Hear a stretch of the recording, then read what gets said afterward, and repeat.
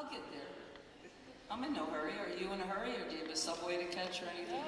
No!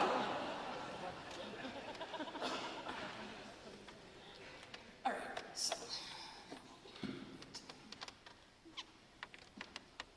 so I'm going to read a little passage from this book, Just Kids, and this is a little book that tells the story of my great friendship with the artist Robert Mapplethorpe.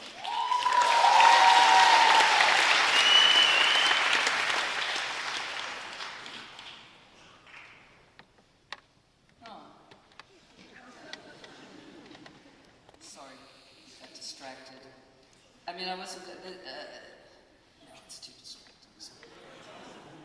I mean, should we be distracting, or should I just get on with it?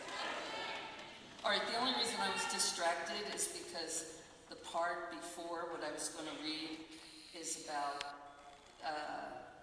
people that Lou wrote about in Walk on the Wild Side. I don't know if it'll make any sense. Should I just read it? All right, this is like a little piece about Christmas at the end of the 60s. And Jackie Curtis and Candy Darling were sitting in Max's Kansas City, really depressed because they had nowhere to go on Christmas, and because they couldn't go home. And it's not like their mom and dad could wait for them to come home. It's a lot easier being a transvestite in the 21st century. You might not think so. You might think that you're suffering. But these girls suffered. Right before the holidays, Jackie seemed distraught. I ordered her a snowball, a coveted, unaffordable treat. It was a mound of devil's food cake filled with vanilla ice cream and covered with shredded coconut. It was her favorite, and of course, it was expensive. She sat there eating it, plopping large glitter tears into the melted ice cream. Candy Darling slipped in next to her, dipping her lacquered fingernail into the dish, offering a bit of comfort with her soothing voice. There was something especially poignant about Jackie and Candy as they embraced the imagined life of the actress. They both had aspects of Mildred Rogers, the coarse, itinerant, and illiterate waitress in Of Human Bondage. Candy had Kim Novak's looks, and Jackie had the delivery. Both of them were ahead of their time, but they didn't live long enough to see the time they were ahead of. Pioneers without a frontier, as Andy Warhol would say. It snowed on Christmas night.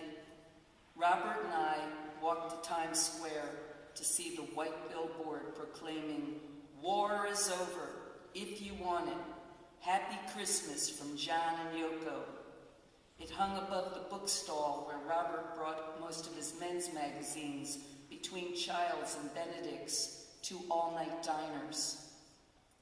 Looking up, we were struck by the ingenuous humanity of this New York City tableau. Robert took my hand, and as the snow swirled around, I glanced at his face. He narrowed his eyes and nodded in affirmation, impressed to see artists take on 42nd Street. For me, it was the message. For Robert, the medium. Newly inspired, we walked back to 23rd Street to look at our space. The necklaces we had made hung on hooks, and he had tacked up some of our drawings. We stood at the window and looked out as the snow was falling beyond the fluorescent oasis sign with its squiggly palm tree. "Look," he said, "it's snowing in the desert." I thought about a scene in Howard Hawks' movie Scarface, where Paul Muni and his girl are looking out the window at a neon sign that said, "The world is yours." Robert squeezed my hand. The 60s were coming to an end.